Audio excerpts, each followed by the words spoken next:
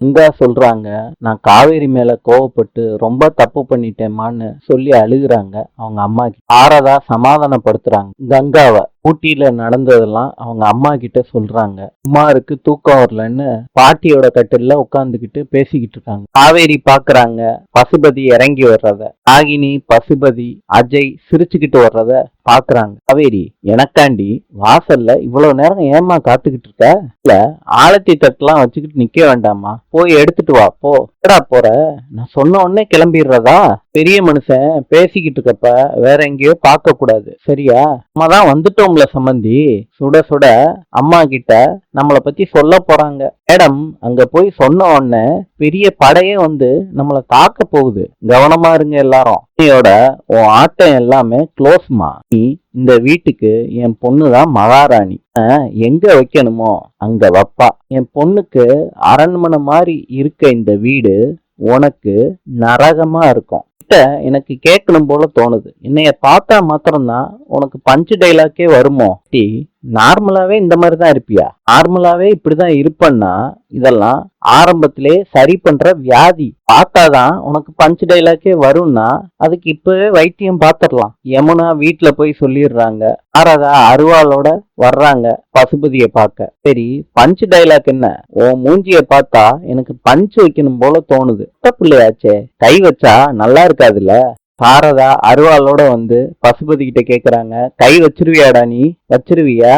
அவங்களும் எத்தனை நாள்டா பொறுத்து போறது? பசுபதி, நான் பொண்ணுனால எந்த தகுதியும் எனக்கு தேவையில்லை, முடிஞ்சா கை வச்சு பாடுறா. நீ சொல்றாங்க, உனக்கெல்லாம் நானே போதும், நானே கை வைப்பேன்டி, என்னடி பண்ணுவ? சொல்றாங்க, நல்லா கை வை, ஆனா கை இருக்காது, வெட்டிடுவேன். பாத்தியா பசுபதி, தாக்கல் சொல்லாமலே பெரும் படையே எனக்காண்டி வந்து நிக்குது வெப்பன்ஸோட. இப்ப பேசு உன்னோட பஞ்ச் டைலாக்க. தங்கச்சி, அருவாள்லாம் எடுத்துட்டு வந்து பூச்சாண்டி வேலையை காட்டுற. பொலி போட்டுருவேன் பாத்துக்கோ. நினைச்சுக்கிட்டு இருக்க என் குடும்பத்தை ஆட்டலான்னு பாக்குறியா? போனா போகட்டும்னு பார்த்தா என் பொண்ணு மேலேயே கை வைப்பேங்கிற. நீ தைரியமான ஆம்பளையா இருந்தா என் பொண்ணு மேல கை வைடா பாப்போம். மண்டைய கூரா வெட்டி போடுவேன் பாத்துக்க. எடா நினைச்சு பேசிக்கிட்டு இருக்க? சாரதா 4 பொட்ட பிள்ளைய பெத்து வச்சிருக்கா. அவளோட புருஷனையும் கொண்டு விட்டோம், என்ன பண்ணுவா அப்படின்னு தானே நினைச்சு வந்து பேசிக்கிட்டு இருக்க? ஒத்த பொம்பளை என்கிட்ட உன் வீரத்தை காமிடா. பயமா இருக்கா? என் புருஷனை என்னைக்கு ஏமாத்தி கழுத்தறுத்து கொன்னியோ அன்னைக்கே உன்னை பொலி போட்டிருக்கணும். செய்யாம விட்டது ஏன் தப்பு தான்டா. ஒரு சிரிக்குமேன்னு மான வெக்கத்துக்கு கட்டுப்பட்டு பிரச்சனை வேண்டாமேன்னு போனா உனக்கு நாங்க பயந்துகிட்டு இருப்போம்னு நினைப்பா? மான வெக்கத்தை வித்தவனாச்சு. நாங்க அப்படி இருக்க முடியுமா? இல்லடா, பாத்துக்கிட்டே இருக்க. ஒரு வார்த்தை பார்த்து பேசு சொல்லிட்டேன். அப்படிதான்டா பேசுவேன். என்னடா பண்ணுவ?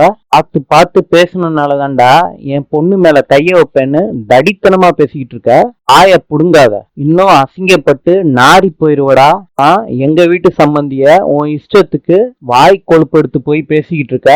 எல்லாம் கேளுங்க மாமா, எவ்வளவு அசிங்கமா பேசுறாங்க பாத்தீங்களா? குடும்பமே அப்படிதான், இவங்க புத்தியும் அப்படிதான். கங்கா சொல்றாங்க, என்ன அது இதுன்னு சொல்லிக்கிட்டு இருக்க? பார்த்து பேசு, இல்லாட்டி தச்சிருவேன் பாத்துக்கோ. என்ன செவுளு திரும்பிடுமா? என்ன வச்சுக்கிட்டு என் பொண்ணை இந்த மாதிரி பேசுறிய, உன் வாய நான் தச்சிருவேன். பேசு, ஒன்னும் இல்லாம பண்ணிடுவேன். சொல்றாரு, யாரு பொழப்பாடா கடுப்பா? உன்னோட திமிரெல்லாம் கொடைக்கானல்லே வச்சுக்கோ, இங்க எல்லாம் வந்து கொழுப்பெடுத்து போய் தெரியாத.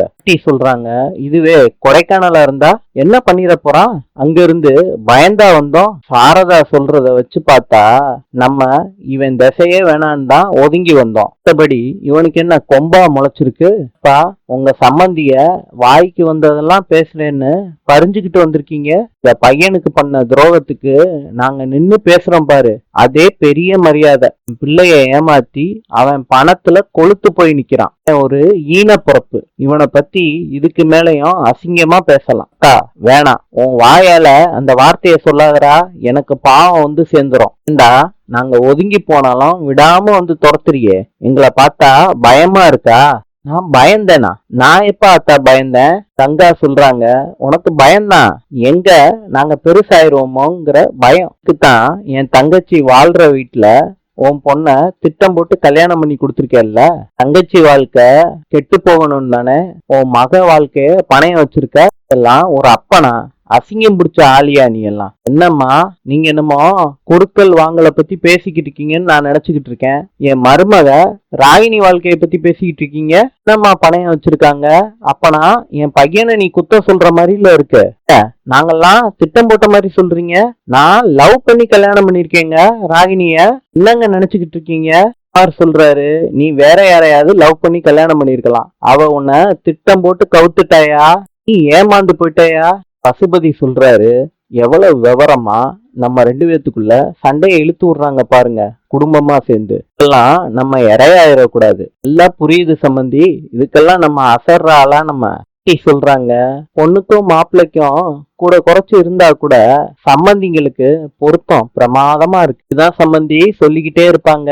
நம்ம பிரியாம இருக்கணும். பாட்டி சொல்றாங்க, இப்படிதான் நீங்க எல்லாம் இருக்கணும். இந்த ஊரார் குடியை கெடுக்க வசதியா உங்களுக்கு இருக்கும். சம்பந்தி யாரு குடிய யாருக்கு எடுத்தோம் விட்டா பேசிக்கிட்டே இருப்பாங்க. என் பையனுக்கு இவங்க பொண்ணை கட்டி இருக்கோம். இதுல நீங்க யாரு? எங்க 2 பேர் குடும்ப பிரச்சனை. நீங்க தேவையில்லாம பேசிக்கிட்டு இருக்க கூடாது. எல்லாம் உங்க குடும்பம் தானே.